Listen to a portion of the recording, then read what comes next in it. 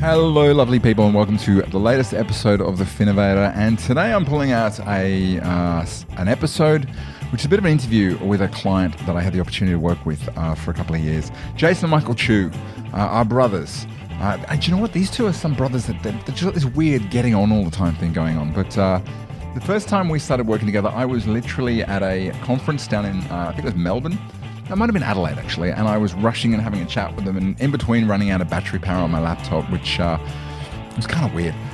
But we ended up working together, and in particular, what was interesting about the way that they approach this is most businesses start, and it's all hands on deck. They're just looking at how they can generate revenue, and as a result, they don't tend to bring on any non-revenue generating resources. Well, they did it differently. They decided from the start they were going to bring on Jason, who would do the advising, and Michael, who would do the systems building. He's got a bit of a background in tech, and as a result, the starting on Orange topic of this is really about the fact that they started a little bit differently.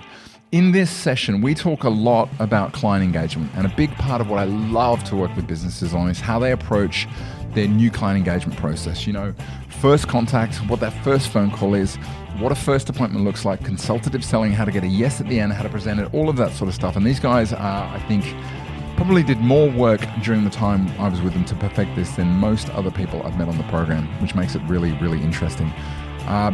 That's about what you need to know. Jump in. I hope you get a lot out of it. If you're an early stage business, you're going to get a lot of insight into how to do things. If you're interested in improving your client engagement, you'll definitely get a lot in here. But I hope you enjoy. Starting on Orange with Jason and Michael Chu of Orange Wealth.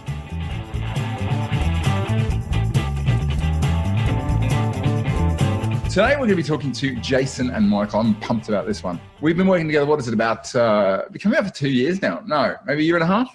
At least a year and a half, yeah. And I still remember the first time we sat down and had a chat. I was in, I think, the Adelaide Convention Centre, and I had to interrupt halfway through because I'd run out of power. So I'm running to try and find some power. But since then, man, it feels like you guys have, I mean, I know particularly Michael, you're very impatient to get to where you want to and you're very structured. But when you look back on it, there's so much that's happened and so much the business has evolved and grown. So I want to sort of dive deep into that today and go everything from how you got started, what on earth you were thinking, two brothers starting a business together, because most people, you know, they say don't start businesses with friends. It's a good way to lose friends. But I don't know if that works for family. But then we're going to talk about, you know, the stuff you've done in client engagement. I'm really keen to talk about the service model stuff and really dive deep into, you know, the business you've built, which is ultimately about, you know, helping families take control, helping, I think, as you said, Michael, people just like you, right? Yeah, absolutely. Yeah. So before we kick off, I just want to double check. What do you guys want to talk about today, most of all? Just out of interest? There you go. Put you on the spot. We're totally unprepared, you know that, Stu. We're in your hands. We'll answer any questions, though. Okay, cool. He's unprepared because he just came back from the week away. Yeah. So he's like, I got back last night, so I'm not. I haven't really thought heaps about this. I don't need to. We can just tell the story. You've been to enough of these to know that preparation is not required. I would like to start from the beginning. Just give it a bit of background individually as to where you came from, how you found yourself in this particular neck of the woods. Michael, you were the first to arrive on the scene, so why don't you? So I was in corporate. I ran IT projects for big corporates like banks and telcos, and I did that since I was at uni. At uni, I did a business systems degree, so technology and business degree. Kind of found my way into that field, and then got stuck in these big projects. And probably 10 years into my career, I found that it just wasn't very satisfying. The work was really hard, and it just wasn't the life that I wanted to live forever. But I had heaps of responsibilities, and I didn't know what else to do. So for me, I was in tech, so I tried a couple of startups with friends, as you were talking about before. Yeah. And they really quickly broke, those startups. I wouldn't even call them startups. I think I would call them ideas or concepts that we kind of whiteboarded and talked through and tried to get something going on. Yeah. It wasn't that they were bad ideas. It's just that the two people, and this was two different ideas over a couple of years that I started them with, were really good mates, and we couldn't work out how to work together. In a way where we were kind of aligned and we were delivering in the same way, and we kind of knew each other's roles. And a big part of that is never having run business before. Yeah. And not really being sure of it. And the other part is we were both working full time in both of those ideas. So a few years in, Jason and I started talking about, well, maybe we should do something together as brothers, and what should we do? And I reckon it took us 2 years to get started. Was it about 2 years, Jay? Yeah, lots of Sundays. Yeah. So we did a bunch of stuff like working out why we would get into business in advice, and obviously a big part of that was driven through Jason's background. I'll let him talk about that. What makes sense for each of our perspective. We did like personality surveys and try to understand what's in it for us and what might break us. And like you said, we didn't want the business to have an impact on our relationship as family.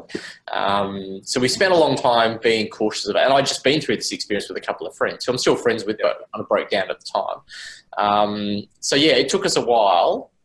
The things that I really liked, and I'll talk about me personally, about advice is that you are helping people.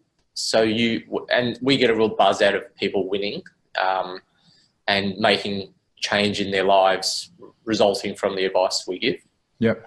At the time, a big part for me was that it was a model that was already proven from a business perspective.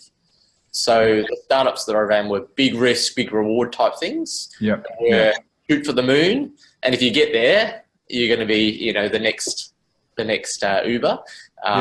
But only the 0.1% gets there.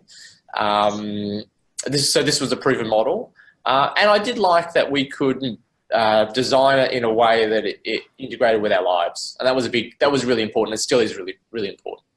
Cool. Jason, so obviously you were in the industry before Michael, by the sounds of it. Yeah. So I'm just up to 10 years, just about now, actually. So I've really different to Michael. I've never worked for a business that has more than 20 people in it. I never worked for a corporate. I never worked in the CBD or anything like that. Effectively, I worked at quite small financial planning practice, and then that business was licensed through AMP, and then AMP had this program where you kind of effectively kind of start your own business, but it's still owned by AMP. Sorry? Horizons. Horizons, but then post Horizons, they've got this other thing, which is it's a startup offer that they run where you effectively buy into the AMP ethos, and you can start taking on some of their clients, and they give you a loan and etc. And in essence, you are running your own business, but with the AMP, overlooking and giving you some helpful hints on what you should and shouldn't do. And then, so I was doing that for a few years. And that was probably the couple of years that Michael and I were talking about what it would look like if we did something together. Yep. So my experience has just been an advisor. When I was the advisor by myself, not at another practice, I found that I probably didn't do as much work with clients, and had heaps of other jobs to do, like kind of, I'll say running the business if you want. It was a very small business, so I wouldn't say it was that hard to run, but you still had things to do.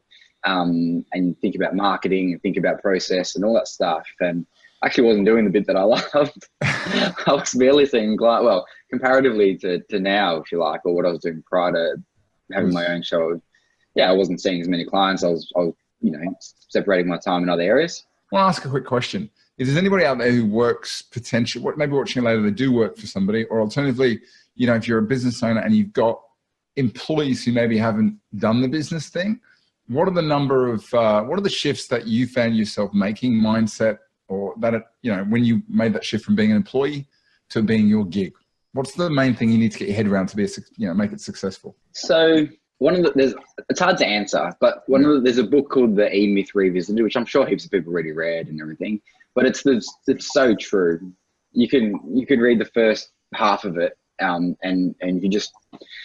it really talks about the different roles in a business, and you need to have them all to be successful. I only had one.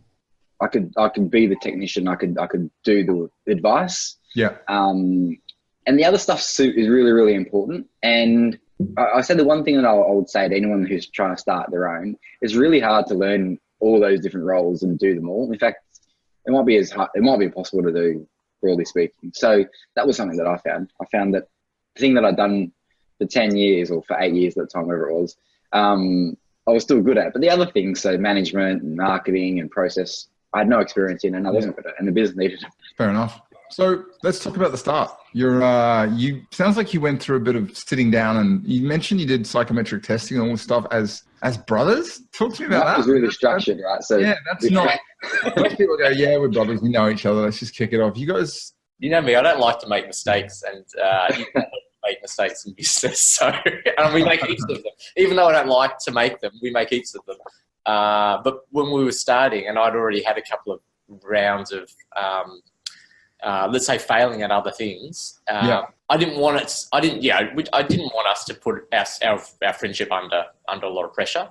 So we just kind of tried to work through what we both like and what we want to get out of the business. And I think it's a few years ago now. It's probably 3 or 4 years ago since we did this type of testing. We didn't do like a big Myers-Briggs or anything like that. We did some kind of online stuff. It was really about the conversation rather than analysing our personalities. But I think part of the outcome of that was to understand the roles that we would play in the business and what each other liked to do. And that kind of set us forward on this path of Jason playing that technical role, which was managing the advice and managing clients, and me focused on operations and growth of the business. And over that period, we've kind of, changed our view around the edges of that, but it still pretty much holds true that they're the roles that we play in the business. Okay, so let's chat about this. Maybe I might ask this to Jason. Most businesses, when they kick off, right, they go through that phase, right, we've got to get the revenue in the door. And then they ideally get the most revenue to pay the bills, and they get some profit, and now they can start to, focus on systems and processes. You guys, from word go, you've got, you're in a situation that most businesses wouldn't dream of taking on board, a traditionally non-income producing member of staff, and you've got to pay yourself salaries, and Michael, you've got a family, and you've got financial responsibilities, the pair of you. Talk to me about the early stages of that decision. How did you make it work? Did you ever look on it and go, holy moly, we've bitten off more we can chew? Talk to me about that. Yeah, so we started, Michael and I are both laughing, but we started just doing whatever we could, right? Literally, if there was someone that wanted to talk to us that we thought we could, I want to say support, but yeah, get money in the door, we went out and did it. Driving around, I was at people's homes in the evenings. We just did whatever, and it sucked, right? Yeah. Like it wasn't what we got in the business for, and I can't remember how long in. It might have been 6 months in. Michael, I can't remember if I came back from somewhere. Something happened. I might have come back from my honeymoon even actually. But it was came back from my honeymoon, and Michael's like, "All right, this isn't what we signed up for." We went to have a steak dinner, and I remember the face. I love the fact you remember it was a steak dinner. We had a steak dinner. Yeah, we did. Sounds like a Quentin Tarantino movie. Let's go have a steak dinner. Anyway, go on. There's a couple elements. Michael can tell you one of the elements, because whenever I go away, he learns more about the business, but he can tell you that himself. But I shake my head. But we went and had a steak dinner, and we said, hey, this isn't right. Like we effectively had no product. We weren't clear on what we were doing. We were doing different things to different people. Some things profitable, some things probably not profitable. It just didn't make sense.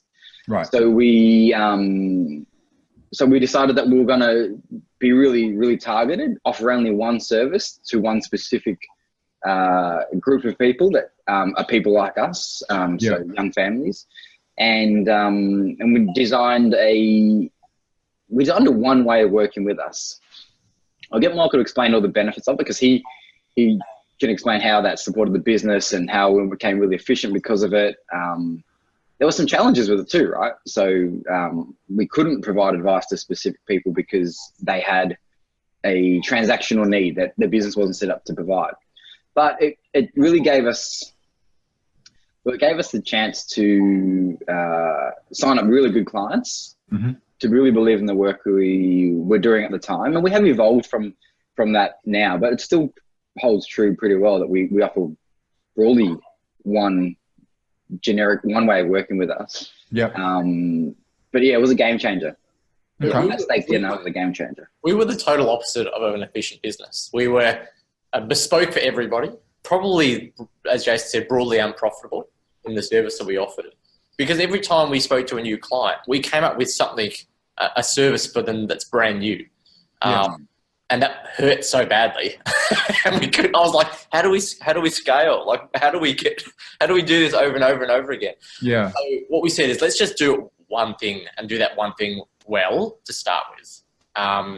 We know the types of people that we want to work with, that make sense for us to work with, because we know their problems really well. So let's get deep on that demographic of people, which is the young families Jason mentioned.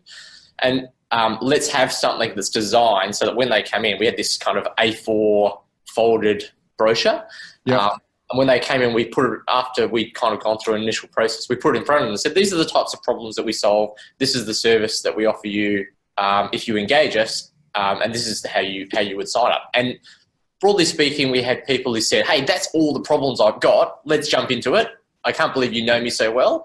And people that said, I might have one of those, right? So we didn't sign up any of those people. But it was a really good learning process for us about understanding people's problems and being able to articulate those problems back to them and seeing how they responded to that. And we don't use that anymore, but I think we got a lot out of it. The other thing that made us efficient at is once a client signed up, we could process them in the back end a bit easier. We didn't have all our systems in place, but everyone was kind of going through the same process, which made heaps of sense. Beautiful. Now, when was this? Just give me a date. April 2016. 16. Yeah. Okay. The steak dinner, April 2016. So timeline on the wall. The steak. Cool. What other lessons did you? I mean, there must have been a bunch of other stuff you did along the way, which I know one glorious failures, so to speak. Apart from the bit when I go away, I think Michael should talk about when I go away. But the other thing, which is a massive learning, is because Michael's new to running small business, right? You've always been in big businesses. Yeah. So when we first started, you tried to learn all these new skills, heaps and heaps of new skills. I think you should talk about that, because that's been... Yeah. So that lesson was the first one in my mind. You talked about your story about, kind of learning about you wanted to be the technician and that kind of stuff. With mine, when I started, I thought I could do everything. And I just learn it and do it. And I wouldn't need any help. Yeah. And I still have this challenge, to be honest. That was a big mistake. I'm doing a lot better at it. So one of the things that I have no doubt, if we went back to the start again, and you get the right people around you, the right team is the only way to grow and scale our business, at least. And that is knowledge and skills. It's also support in executing. And you kind of have to build it up over time, because you don't have enough money to pay everybody. Mm-hmm. So you need to incrementally grow what you need support on. So we engage you, Stu. We've engaged a variety of marketing people along the way, all of who have performed in different levels. We have a really good team in the Philippines now, but we've tried that a few times with different people. In fact, I think staff and HR is something we could probably talk about at some point as a segment during this conversation, because it's definitely something we've learned stuff about. He's taking control already. Well, I'm trying not to. You notice I'm trying not to take control of the conversation. I'm doing my best, Stu. I know. It's killing you not to, isn't it? You keep directing the questions to Jason. What's going on? Who knows? But yeah, I think, and there's probably other key. There's probably other lots of key areas of the business which you just can't be deep experts in. So that combining working at what you need to know and what you need to outsource, or brand and communications is another one that we found a really good outsource partner for. Combining that with knowing what you should work on and prioritize either right now or pretty much right now. That was the other key learning, because my thought is we should do everything at the same time. That's my natural instinct, as you know. Sorry, how many projects you got this quarter? I've got 6. Oh, 6, okay. Maybe 3? No, 6. We'll do 6. And Stu, when I said that to you, we already cut 2 back. So I felt pretty good about saying 6. Oh, brilliant. Love So it. anyone who hasn't been experienced Stu's project, we try and every kind of 3 or 4 months put together a plan for the next 90 days and have between 1 and 3 projects. And Jason and I consistently, probably until the last quarter, The last quarter. have had at least 5 on our list. So I think that's a lesson that's hard to learn, but one that is important, because it's hard to be really successful. And when I say deep, I mean like not just at the surface level of doing something, get really successful and be an expert at it in a very short period of time. You need experience and knowledge. And the only ways to get experience and knowledge is either to learn it yourself, which takes time. And if you're impatient like me, you can struggle with that. Or it's to buy in that experience and knowledge. And that is, I think that's important to do, but you've just got to then balance how many things you're doing, what the business can accept from a change perspective. And we're definitely a lot better at that now than we have been. I really buy into Tony Robbins' saying, I'm sure he didn't make it out, which is, people vastly overestimate what they can get done in a year and underestimate what they can achieve in 10.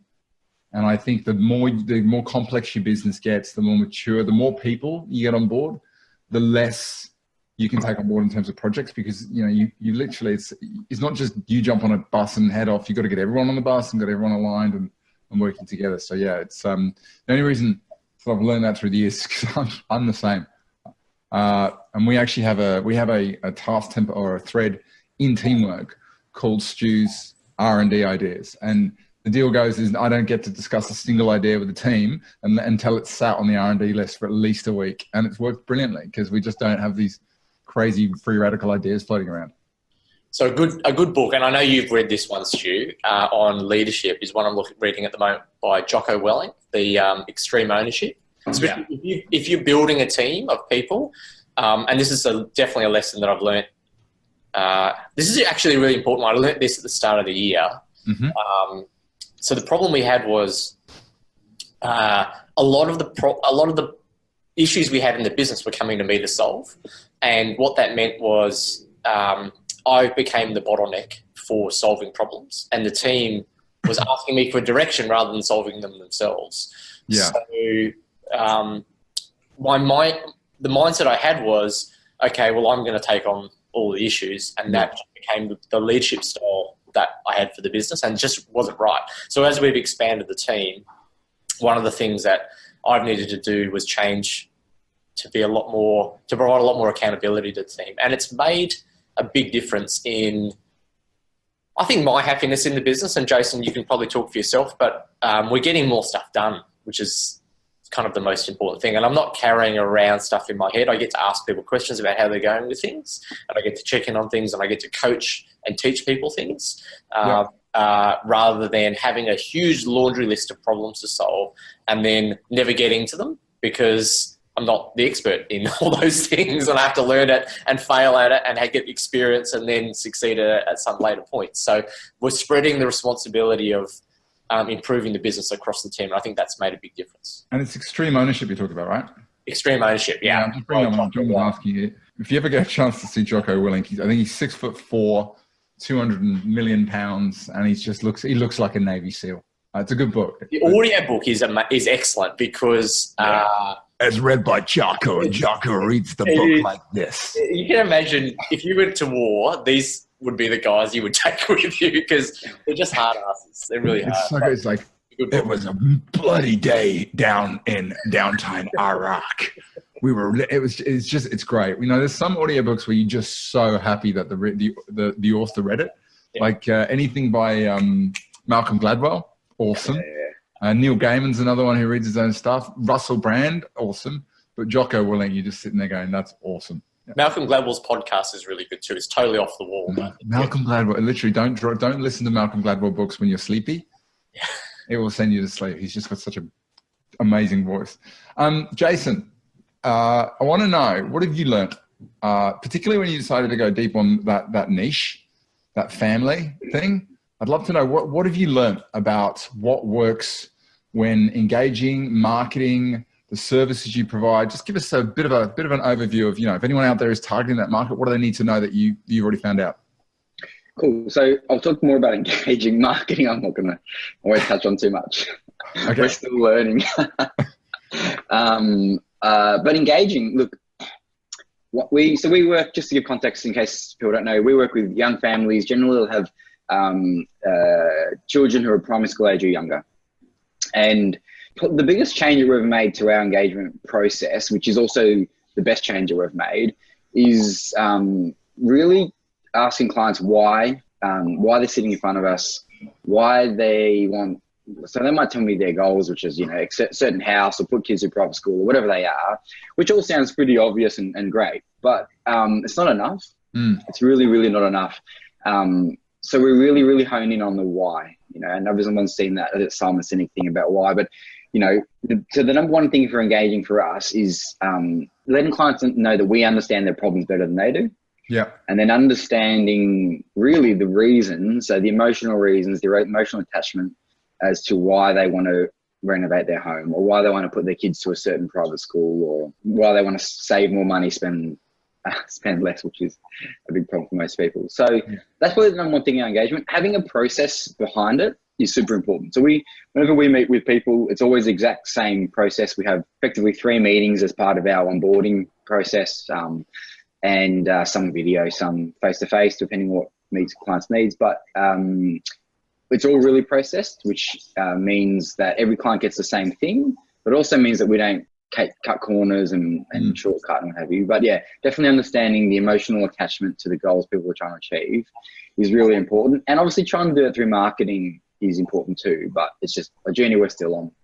So give me, if I turn around, we're having a conversation. I want to ask you a couple of questions about this. And yeah, we're having a conversation and I say, look, I'd like to be independently wealthy by the time I'm 55. What would your next piece on that be? What was your next question or your next? So it would be like, tell me a bit about that. What does that look like? And I'd probably say it means that I don't have to worry about money in the bank. We can travel where I want to. And ultimately, I just feel really secure about where we're at. Okay. What would be the best thing about having enough money in the bank when I travel? What's so important about that? The important part of that is I just feel like we've made it, and we got over the hill, and I could really enjoy life instead of always worrying about where the next paycheck's coming from. Okay. And how would you feel if you didn't have to worry about the next paycheck? You feel like you got over the hill in life. How would that make you feel? That would be the culmination of a lot of hard work coming to a fruition. That'd be great. That's awesome, by the way. So just give them a bit of understanding of everybody's watching now. What's just happened there? Because there's 3 phases we've been through, right? Yeah, totally. So we've kind of started at the high level and just got a concept of, what you're looking for over a period of time, maybe 10 years or so. Yep. We've then tried to get context on, we don't have to put exactly numbers to it, but what does it look like? So, when clients say, I want to live in a better home, it's like, well, 4 bedrooms, pool, whatever it might be. In your context, it was, getting you to come up with what it is, what it looks like. So that you have a vision. So it's bringing your vision forward. And then it's getting your emotional attachment to that vision. So making you feel really excited about achieving that vision. You guys have worked really hard to get this right. I mean, I think right from when we started working together, this was a real focus. And I think more than anybody else, probably more than anyone else in the program, you have been obsessive about this to the point where you're tweaking and going back and changing it. Do you feel like you've got it right now? We're at about 80% maybe. Okay. I know there's still bits that we need to add to it. Yep. The main bit that we need to add is around the prescriptions. Okay. We do it, but we're not. We could do it better. Okay. We could do that bit better still. And what's the difference when you sit in front of clients or just in executing it? What do you feel are the main differences between what you used to do and what you now do or where you've got to? So conversations are really, really, really deep. People are showing a lot of emotion in the meeting, and it's not about them. They don't have to, but they're actually for the first time getting this feeling that they can live really awesome lives and that we can help them with it. Yeah. So it's just the relationships we have with people they're so much stronger than they ever have. Yeah. And they really value the conversation. Michael could ask as well, because Michael comes to a lot of meetings and he sees that maybe differently from the way I see it, because you're not asking the questions as often as I am. I'll tell you the big difference that I see is that Jason does this summary. So that was your kind of role play, and we've got a role play in there for nothing, which is good. I was smiling as you got to role play. Role playing is That's hard. one in. Love it. The role playing is hard, and nobody feels comfortable role playing. And Stu didn't tell me we were doing that. So thank No, you. Jason's so looking I at me. think that's Jason good. is literally, I could see him in his eyes. He's like, don't do this. So the one point which is key is Jason does a summary, and I won't do it as articulately as Jason, but he basically says, so if you were 55 and you had enough money in the bank to live and you could travel where you wanted and you just felt like life had worked out the way it should have by that time, Yeah. would that be great? And everybody just leans in. And they lean in, and that physical kind of engagement or connection that it creates is really powerful, and it gives you the opportunity to provide them advice because they have got that you've understood them in a really big way personally, and then that gives them the trust to say, yeah, cool. Listen, I think you're the right partner to work with. Love it. Hey, we've got some really good questions. I don't want to miss those questions. We are going to talk about marketing and we are going to talk about staffing and HR. Daniel says he loves he thinks the orange wealth model of being very specific is awesome with your service offering. One type of client, one offer. His question is, how do you deal with a situation where a pre-retiree couple, 1.2 million super, debt-free, they want retirement planning advice? He says they could easily be a $5,000 a year client. Would you turn it away? I don't know that we'd turn them away. Okay. But the reality is, I think it's because of the branding and the communication, the way we people know who we are. We don't get that referral. We very, very rarely get that referral. We did recently have someone come to us who was pretty much retired, and they had a meeting with us, and we knew them through a friend, and we did have a meeting with them, but like Michael, you can get your opinion. I don't think it's going to go anywhere. We don't turn them away. The answer is we don't turn them away, but we're not built to service them from an engagement perspective. So we can do the advice. The technical part of the advice is not a challenge to do, but our engagement process is really focused on us finding our ideal client. And that means that when we sit in front of them, we're really strong. But then we've got to find as many of them as we need to fill our pipeline. So that's the challenge of it. So when we sit in front of the couple with a couple of kids, like it's a very, very, very confident conversation because we kind of know where the conversation is going. We've done it so many times. What we did do though at the start of this year is open up our process to allow us to sell to other people as well, to provide services to other people as well. And that has been good. We're still developing that part of it. So we don't just offer one model now, but we don't necessarily promote that we've got 3 models either. Yeah. We kind of lead them along the way and recommend the right model the right service model for that particular client. It's good. You know what? Any conversation I have with businesses, niching is always the one that people push back on. And they always come with this thing, how can I say no to people? And I want to flip it around and say, it's not about saying no, it's about gearing up your business. So for exactly that, the marketing is focused on trying to talk to a certain market instead of everybody. When you bring somebody on board, you can explain their problems better than they can because you've got deep experiences. So it's that, and if you get this right, it's not a case of you saying no to everybody. It's a case that everybody who walks through your door is the people you want to work with. And it doesn't happen overnight, but it's not a saying no thing. It's more a gearing the business up to attract the people you want to work with, right? We know our clients' problems probably better than they know them when they first walk in the door. Yeah. Because we see them across so many of the same types of clients, and they relate to that, and they also relate to us having the same problems that either they're going through now or they're going to go through in the future, and that builds trust pretty quickly. I bet you've got a list, haven't you? Yeah. The problem. It is the 20 most common problems that our clients have. I love it. I'm going to pull Jason. Brian, we'll get around to your question shortly. By the way, who do you guys use for outsourcing, just out of interest? VA Platinum. VA Platinum. Brian Jones. That's Brian. Brian Jones is an amazing... I don't think Brian would forgive me if we didn't mention it, but no, I didn't realise that. Brian is on the call. I've been on the webinar asking me to plug him, so. There you go. Sorry, Brian, I just stuck you in it. Look, and to not in all seriousness, everybody I've heard who's been using VA Platinum's had a pretty good experience. So I don't know. You must have some good staff in the background there, Brian. Yeah. Okay. James asked a great question. The frustrations of process. Beyond a great title for a book. Let's dude, I hope you got a microphone. Because James, are you there? Hi, can you hear me? I can hear you loud and clear. With that. I suppose that we all struggle with getting the process right in our practices, and I think as the industry changes, we have to often morph our processes to meet those changes. And I know I've spoken with Jason Michael about this, so probably not surprised I asked this question because I've spoken to the guys about this a bit. So it's about, how do they keep on top of their processes? How do they adapt their processes as things change within the industry? Gotcha. Any things that they've done well or things that could do better from a process point of view, etc. I feel like this might be a Michael question. Yeah, totally. Okay. Awesome. So we've done process a few times, as you'd expect, and it's not a one-off thing. It's a continuous activity. The first time we did it, we had a support staff member in the office that Jason was working with, and we got that person to help us I kind of gave them a structure, and then they kind of wrote a whole bunch of process. But what we didn't realize until later was that they were the only ones following the process, and they weren't really necessarily following it. They'd just written it down. So I kind of figure, for me, we actually didn't have process at the time. We just had people who knew how to do their particular jobs, even though we had stuff written down.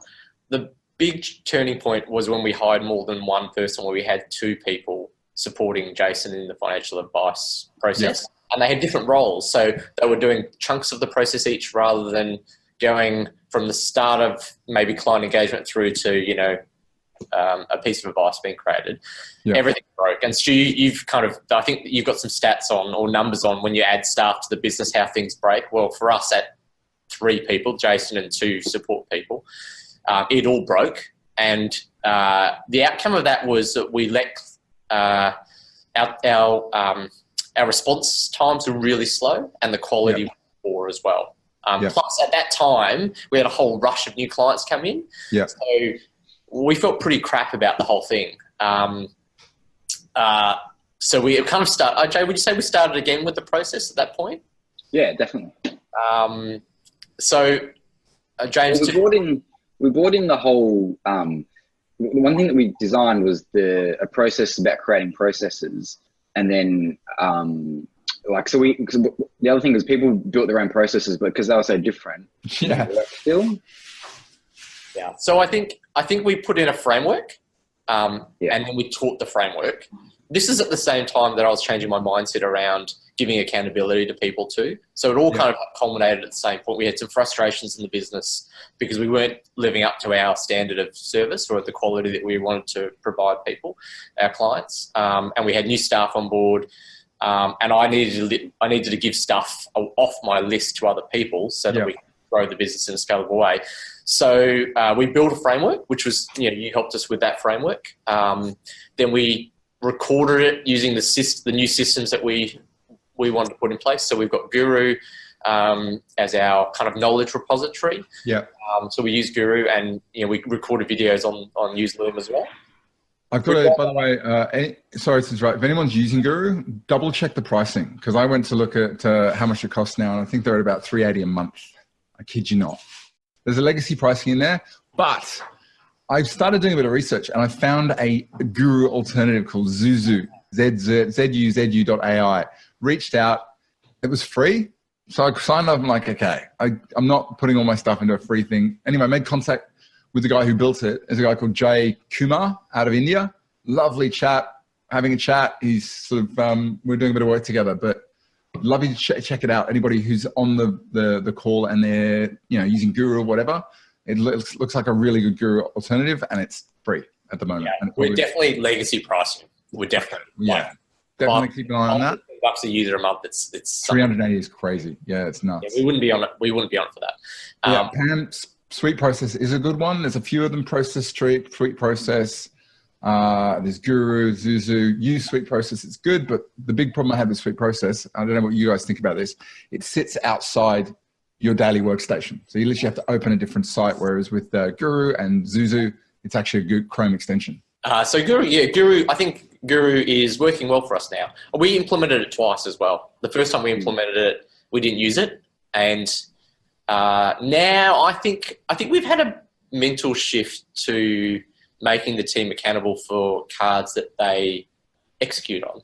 So, this is the biggest smile that I can have is when I'm in the office and Jason's talking to one of the team at BA Platinum, and Jason's saying, "Well, have you checked the Guru card?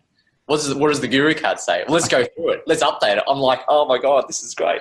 You're a monster. I get a kick out of that kind of stuff.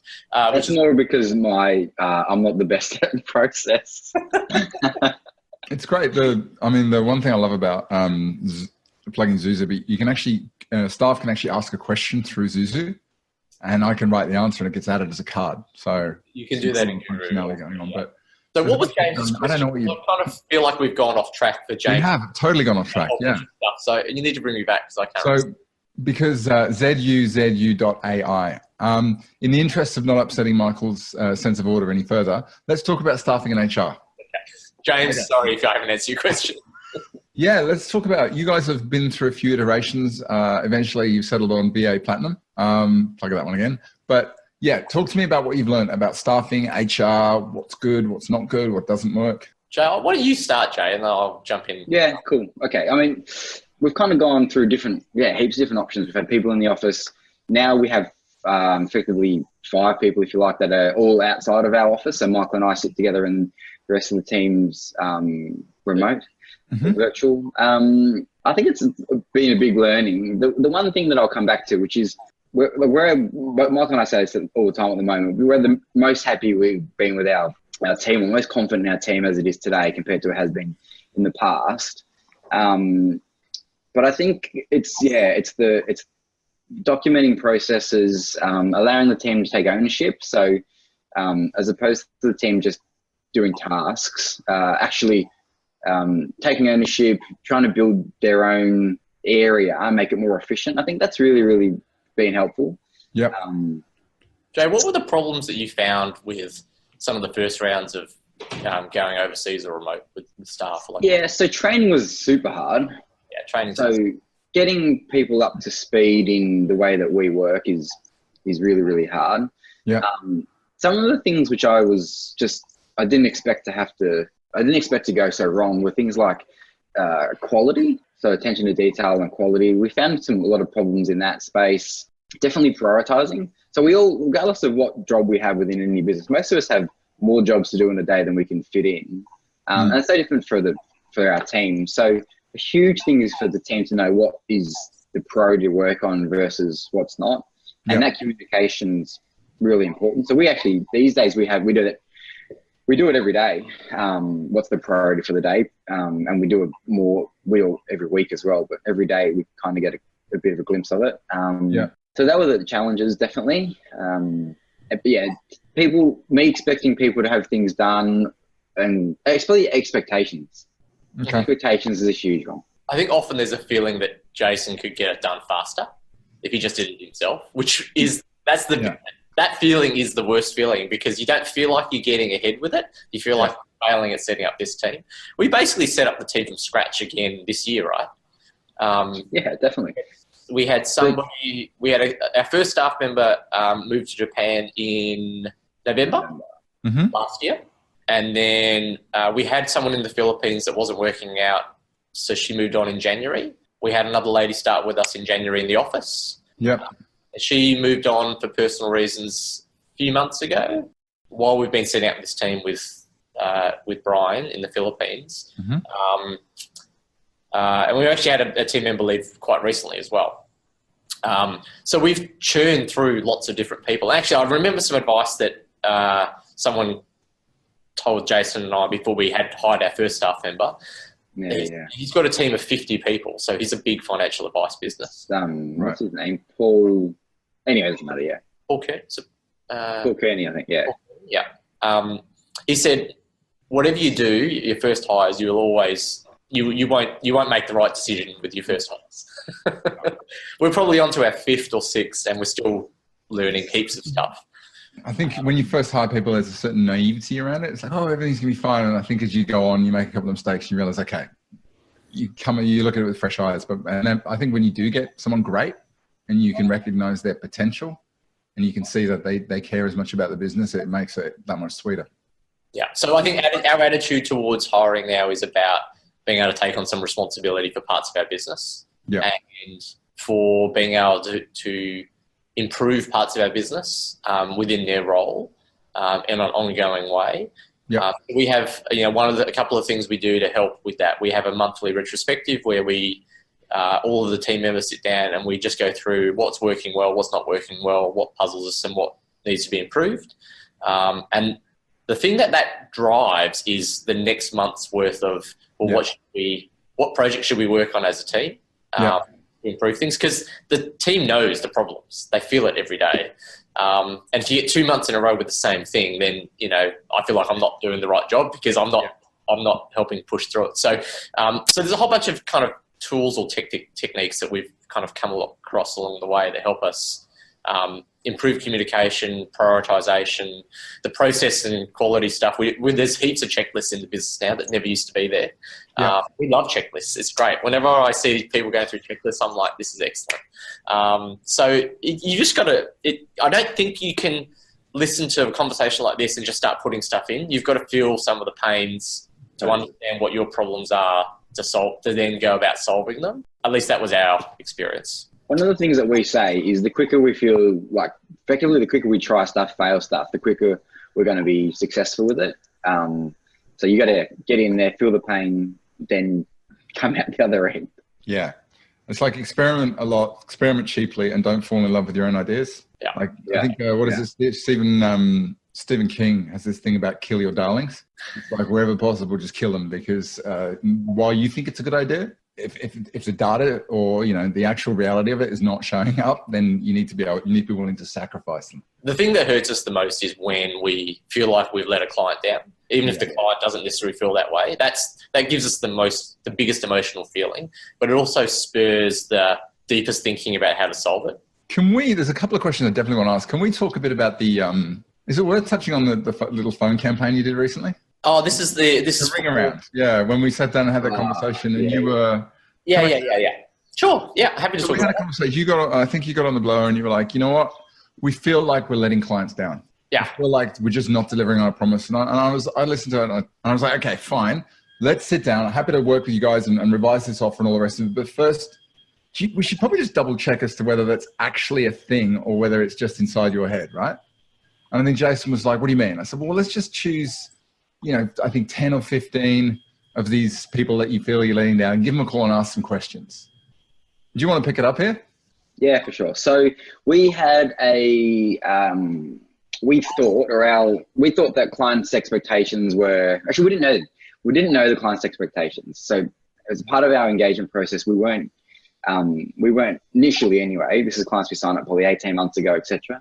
We weren't being really clear about what their expectations were and weren't really clear about what we were, I'm not saying what we were offering, but making sure that we're meeting everyone's expectations.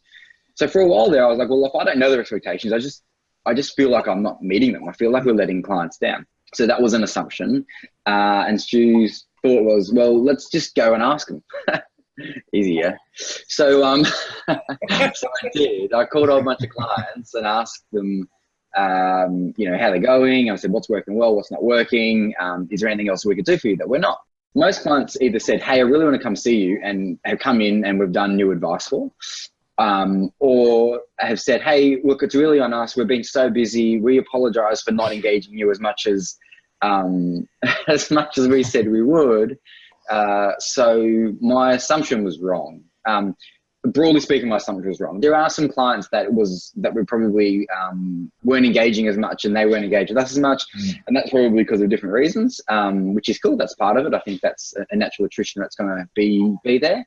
But for the most part, especially the really good clients that I thought I was letting down, they actually thought they were letting me down. Love it. And our business has changed as well over that period.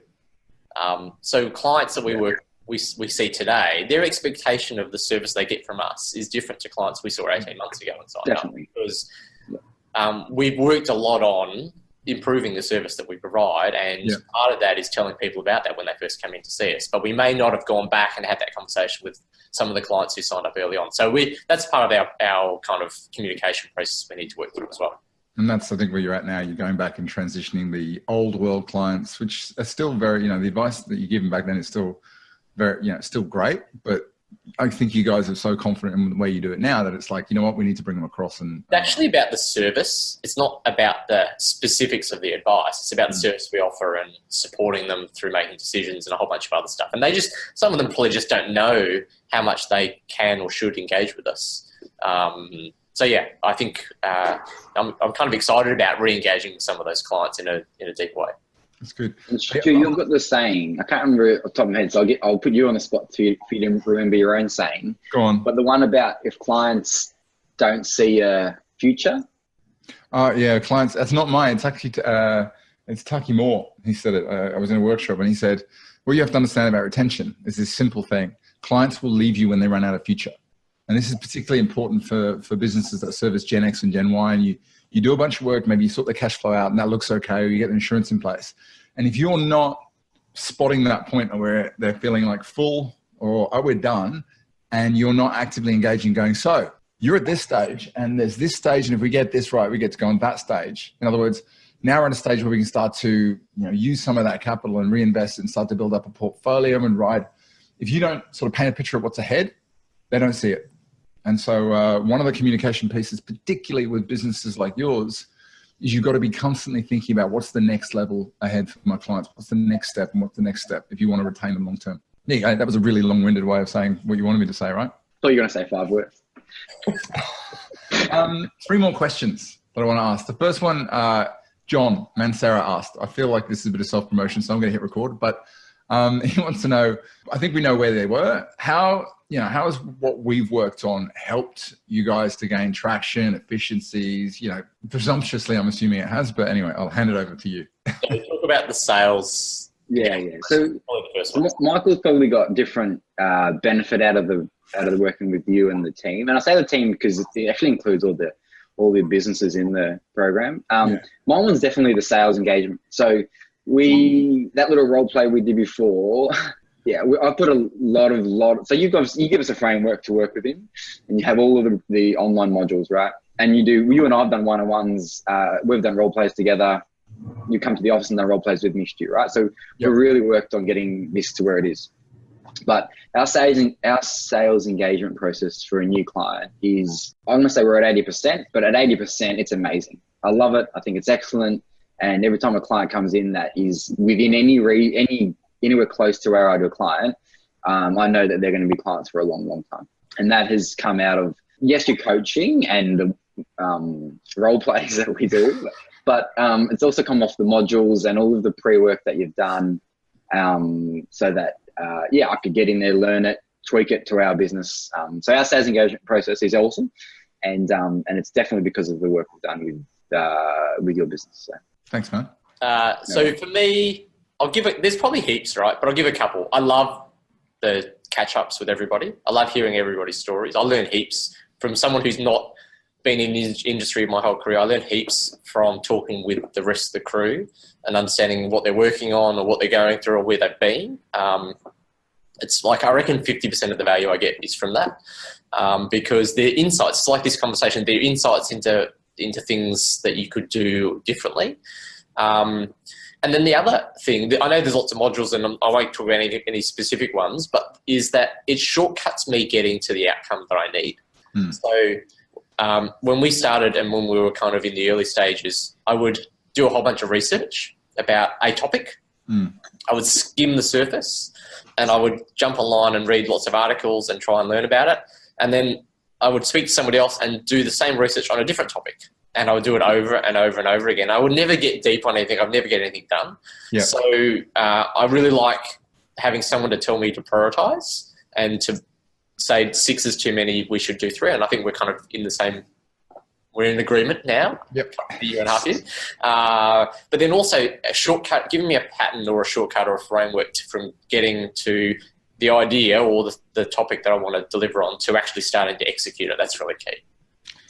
Thank you. Thanks, Sam. But I think the underlying thing is, I remember when we first started doing this, you guys were just like, right, we've got the project management methodology, put it on the wall, you had your post-it notes. And at the end of the day, you can give two businesses exactly the same content, but at the end of the day, you grab it, you run with it, you book in the time, you have these engagements with the team, you're very, very clear about it, and your execution is, is top notch. So at the end of the day, you the guys have made it, put it into play, and that's what's sort of very satisfying to see that sort of. So that's the advantage of having me in Jason as a team, because I'm not giving advice. So my role is to do the projects, and I think I spoke to someone in the program. I can't remember who it was early on. They didn't quite understand why I was there, which is, it was a fair conversation. But we are trying to scale our business, and we're trying to do it faster than we would have otherwise done it if we were both on the tools. Absolutely. And I won't ever be on the tools. It's not my intention to ever be an advisor. But we are trying to grow the business to a scale that is quicker than what we would have done if we didn't have this structure. Plus, we're also playing to our strengths, I think. I think you've been able to fight this battle on two fronts, which is one is the engagement piece. The second front is to make sure the back office is sorted. And I think there's a balancing game to be had. You don't want to be playing too much in the system space when your focus needs to be on revenue. But I think now you're in a position where a lot of the things that businesses who'd be at your stage now have to think about, you've already built part of it. So you can start to accelerate the journey a little bit more, which is going to be really exciting. Yeah. PJ Cameron says, I love your focus on the human soul elements of advice. These challenges change decision-making outcomes and therefore lives. I totally agree. But how do you quantify the value of advice when it comes to the fee discussion? Good question. So she's got this module, right? And what you're now kidding. But Stu does have the module, right? The 20%, 10%, 50%, other one, yeah? Yeah. Totally, yeah. So the value grid one, right? Value grid, right? Yeah. Yeah, we have to go, right, what's the financial benefit? Am I providing at least 5, 10 or 20 times value? Yep. Yeah. But for a client, so I'll give, without role playing, if a client comes to me and says, in the next 10 years, I want to live in a house that's worth X amount of money, looks like this, and the outcome of that is I get to have amazing family experiences. It's a central hub for my kids to bring their friends and have heaps of family memories. And I give my kids the best opportunity in life through the education that's important for them and similar things. And we go on holidays all the time and we get to create memories. I'm trying to do it quickly, right? So when a client tells me those things and I turn around and say, cool, I'm going to make that happen with you. We're going to partner together and you're going to have that outcome. And I'm going to charge you a fee. They don't care the fee because they told me that they want to have all these family memories and they want to have their kids bring their friends over and play in the pool, and they want to make sure their kids get the best opportunity in life through what they call as a good education. Whatever you charge, $5,000, $20,000, a few grand, is nothing compared to those outcomes. So we don't have a conversation about what the fee is. Clients generally haven't said, oh, that's too expensive. No client said it's too expensive, maybe we should charge more. Yeah. But I think you don't need to talk about your fee if you are able to get clients to talk about their real outcomes they're after. So family memories and stuff like that. It's like, have you ever seen that YouTube advert, It's Not About the Nail? If you haven't, go and check it out. It's this great short film of this girl. She's got a nail in her head. Yeah, I have actually.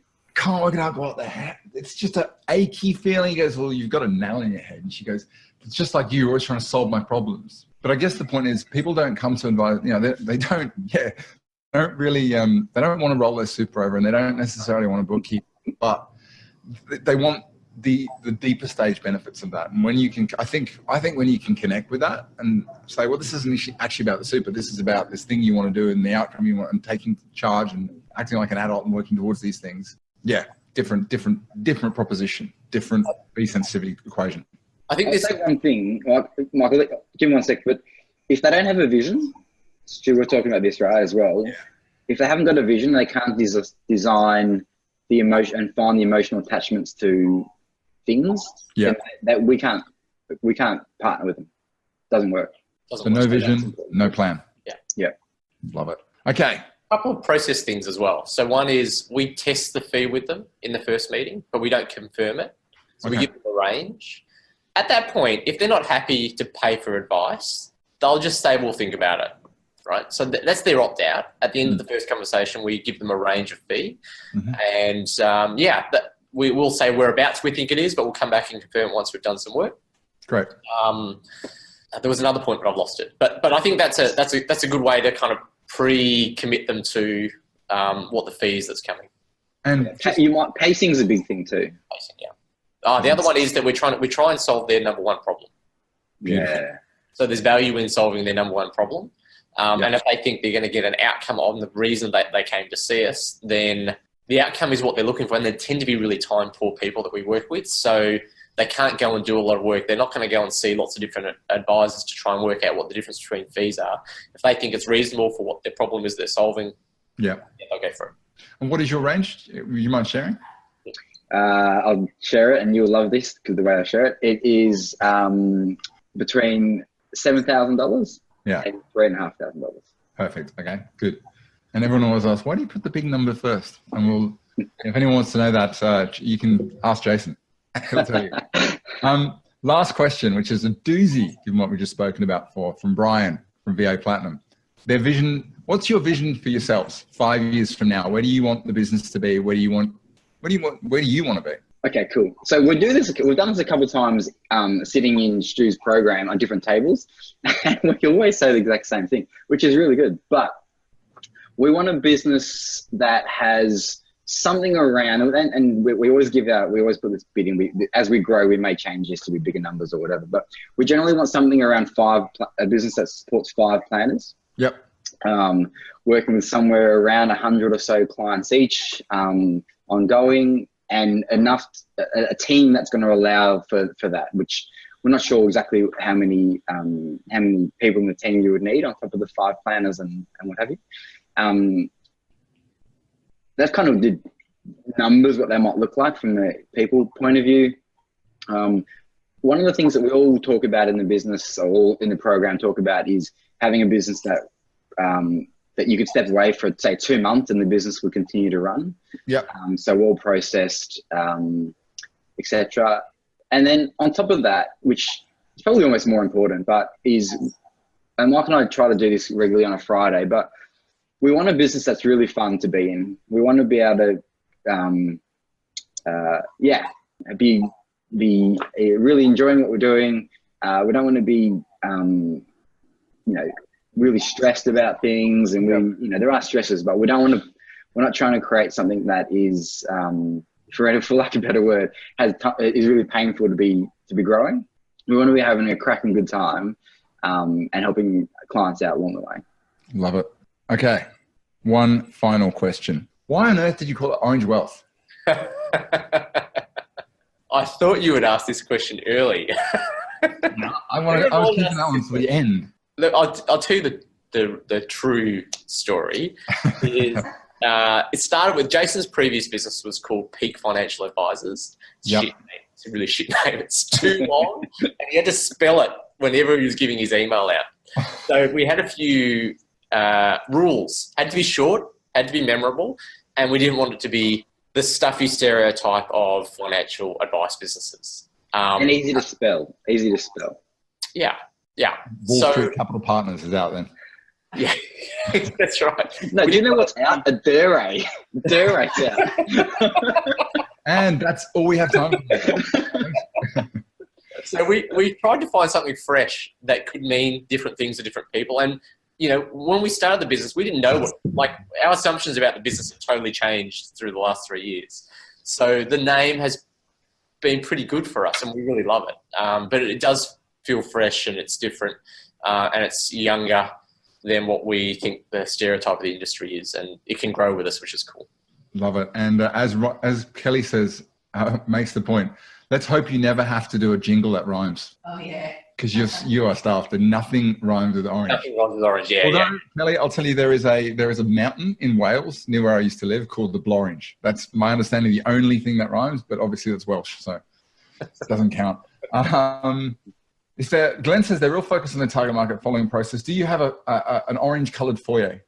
Do you have an orange-coloured curtain behind you that looks like you're about to step into? Just by total chance, because we're in a new office space, and they've just put it's it's like a managed office space. They've just put this curtain in the meeting room. So I decided to turn from the white wall to this wall to help. Now, what colour's our foyer? It's green. Floor's green. It's green. Nice foyer though. That doesn't work then, does it? John says, great work. Loves your commitment to staying relevant, particularly your commitment to the engagement process and making the experience remarkable. Love that, John. Mark, great interview. Love your honest and natural persona. Such nice guys. You must get seriously. Every time I speak to about, Michael and Jason, they're lovely guys. I'm like, yeah. It's been mentioned before. Got a lot out of it, but mostly around building the team and how you've adapted to the challenge. Mark says, thank you very much. Gents, I'll wade in. The things that I've loved working with you guys is A, the way you implement, B, the fact that you take total ownership of it. You're just like, right, mistakes and all, it doesn't matter, we're going to get in there and you make it happen. But I just love the fact that you've built a business that kind of reflects your personality. You've obviously got this great relationship that it's hard to believe sometimes you're not like best friends as well as brothers. But I think those are probably the three things. And you can just see the stuff that you've implemented is you've implemented with absolute commitment to get it done. And as a result, you've built a business which is just seems like from the outside, you're looking in, it just like seems such an enjoyable business to be part of. There's challenges, but I always get the sense that you actually really, really like what you do. Yeah, we do. We love it. I love coming into work. It's great. Elizabeth says, I heard the first Orange Wealth interview, influential in joining Stu's program. There you go. Gratitude. There is process and projects. Perfect, Elizabeth. Pam says, love how you guys are having fun and so real and honest. And Kelly says she loved the role play. Delving deep makes sense. Role play is one of the most painful things to do, but you know what? It works. It really does work. Yeah. Cool. Gents, that's all I wanted to cover off today. I guess the key question is if anybody on the webinar wants to know more about you, or if, is there one thing you want them to do or look for, or alternatively, if they come across clients who sort of match your target market that they don't deal with, how can they get in contact with you, follow you, whatever the case may be? So email is probably the fastest way. Michael@orangewealth.com.au or Jason@orangewealth.com.au. Mm-hmm. We are slowly working with a marketing company trying to build a YouTube channel out, but it doesn't exist there in a way that you can subscribe to it yet. So I would love to put that out there today, but maybe another time. Just contact us on email. Happy to have a chat with anybody. We love this stuff, right? So we can talk about this stuff the whole day. It's our lives. It's what we do. It's not just a job for us. So, And you guys you're in St Kilda still? Or? We're in St Kilda, yeah. Yeah. Okay. So if anybody's in St Kilda, I've never asked you, who's your team? Who's our team? Yeah. What do you mean? Do you follow the AFL? We're Bomb supporters. So right. They just missed out this year, but looking good for next year after years in the dark. There's always next year. Any final thoughts, anything you'd like people to do or look out for? Anything you're particularly passionate about around what's going on right now? I think for me, the biggest influence at the moment is that book that I'm reading. I check that out. It's quite entertaining, and I've learned heaps from it about managing teams and people. So it's a fun listen on Audible. So yeah, it is. It's really hard to tell the difference between Jocko and Lee. I'm confused by who they are. So yeah, they sound. It's kind of weird when you think about like a really tough Navy SEAL and his name's like Leaf. Yeah, the way he changed the spelling, right? I will say one thing, which we actually got from Michael, and I got this from one of our clients. But I think Stu, and he got it from Dan Sullivan, right? Whether you do it at the beginning of the year, so kind of January time, try to book out a bunch of holidays throughout the year. Yeah, that are pre-done, in the diary, etc. Michael and I do it. We do it a bit ad hoc, but we do get away sometimes together, but sometimes separately. As well, and having something like that to look forward to, kind of pre-done in the calendar, that was a really big thing for us over the last couple of years. And I think that whenever we both come back from our breaks, we have so much energy and we drive real hard because of it. So anyway, that'd be one thing I'd make a suggestion on. Yeah, I think I got it from Jack Delosa actually, and he said go up into the mountains, hire a cabin, go somewhere where there's no phone reception. And spend 3 days, and it's usually the most productive 3 days of the whole quarter I think energy recharge is also really important. Gents, thank you so much for your time. This has been even better than I thought it was going to be. What's on for the rest of the day? We're going to have Michael just come back from holiday, so I want to hear how the holiday's been. Cool. And I guess debrief on what's been happening for the last week or so. Sweet. Well, I will not take up any more of your time. Thanks again for turning up. Have a great weekend, gents. I hope it's an awesome one. Everybody who turned up, thanks very much for coming. And Brian says, brilliant presentation. There you go, gents. No preparation, just on screen. Love it. Cool. I will leave it there, shall we? Thanks, mate. Cool. Take care. Thanks, guys. So that's it for another episode of the Finnovator. I hope you enjoyed that chat with Jason and Michael, and you got a lot from it. As always, if you enjoyed it, please go along, leave a bit of review, tell people what you like about it, preferably a little bit of a written review. It kind of makes all the difference. That's it from me. I've got a lot coming over the next few weeks. It's now about this time that we tend to get a bit of an influx of interest in our program. So if you'd like to talk about whether I can help you to build a better business and do it quickly, reach out and let's have a bit of a chat, and I'll tell you a bit about how I work and why it could be the right program for you. It might not be, by the way. Now, often I have a conversation with people, and what I'll tell them is you don't need a coach at this point. I mean, you need to go and do this, or you need someone who's got this skills, not my skills. So sometimes I think it's best just to reach out, have the conversation, and tell people the truth if they need something else. And that's kind of the way I've always operated. Anyway, that's it from me. I hope you've got a great week lined up. And as always, if there's somebody you think I should talk to, let me know. Otherwise, I'll speak to you soon.